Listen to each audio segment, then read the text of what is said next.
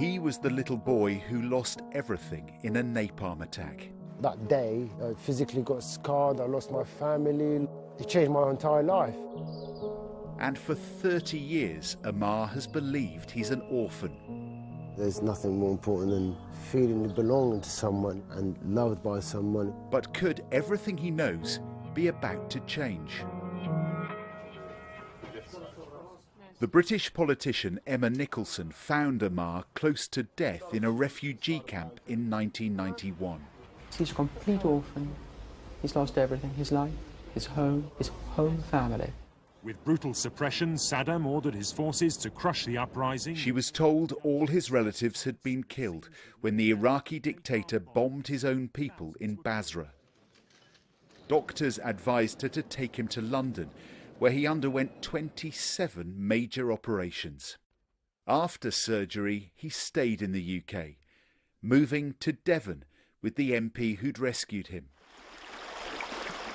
And that's where we found him 3 decades on, settled but still haunted by the loss of his birth family. You feel completely empty, this world has let you down. Without family, you don't belong to anyone.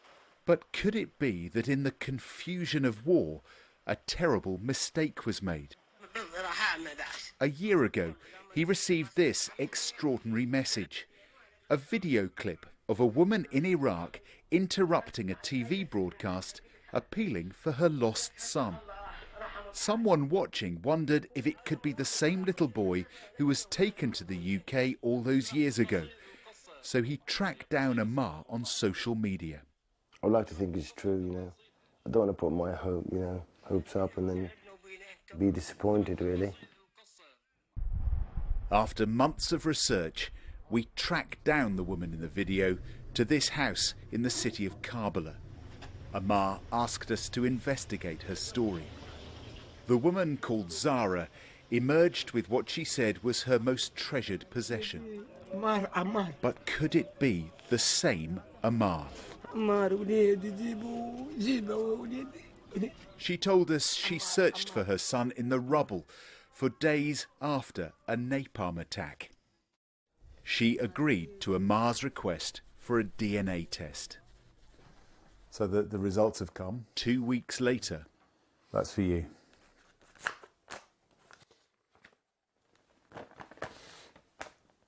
She is a biological mother.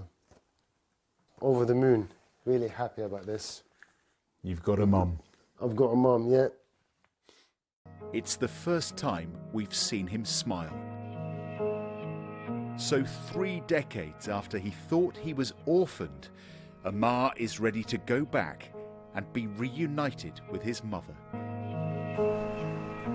Amar Kaneem is heading back to Iraq to be reunited with his mother. 30 years ago, he left the country as an orphan and came to live in Britain. This is the first time he's returned. Extremely exciting. I can't wait.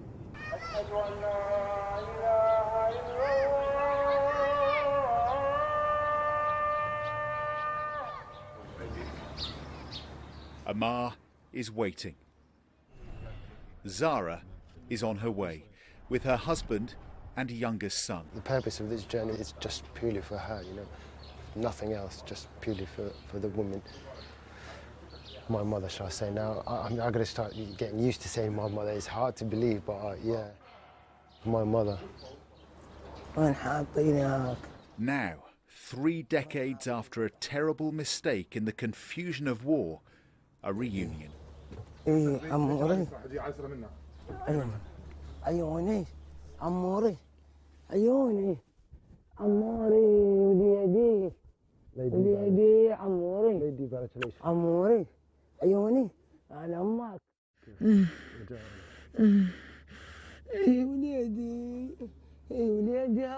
She calls him her brave lion, her superhero.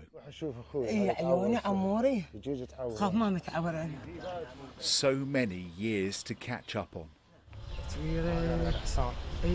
But mother and son soon relax in each other's company. And the Arabic Amar thought he'd forgotten is fluent.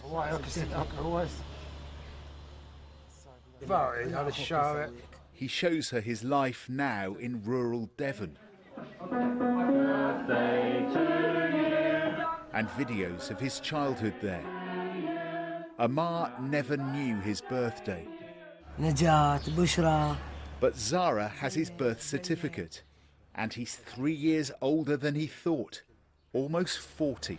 I'm so happy and so proud, she says. It turns out the ink mark on his arm is a family tattoo to identify them if they were ever lost. And now Amar is found.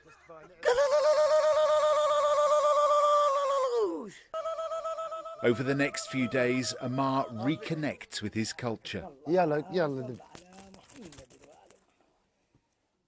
I feel blessed. Loads of sweets. I was very scared to come here first time. أول مرة أنا كلش كنت خاف بس ماكو ما شي خاف. There's nothing to be worried about. You're now speaking half Arabic, half English. Yeah, so it's very confusing. But it's amazing. It's amazing. It's overwhelming.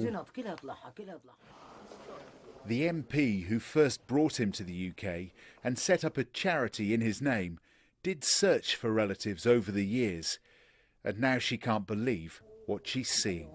It's an absolute miracle, and I think it's fabulous. He's one of the bravest boys I've ever met in my life. I've always been proud of him, from day one. Before he heads home, one more reunion. In Najaf, the world's biggest cemetery, where Amar's father is buried. Mother and son finally here together.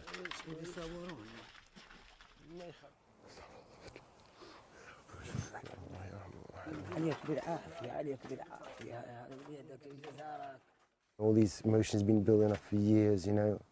I feel like I achieved what I needed to achieve the last couple of days. It's been a short stay here, but I've done what I need to do, I think. Thank you. Amar says he will now support his family financially and will come back again to see his mum soon. I just hope she's very proud of me. I get that feeling she is. This has been, you know, the best moment of my life. John Kay, BBC News.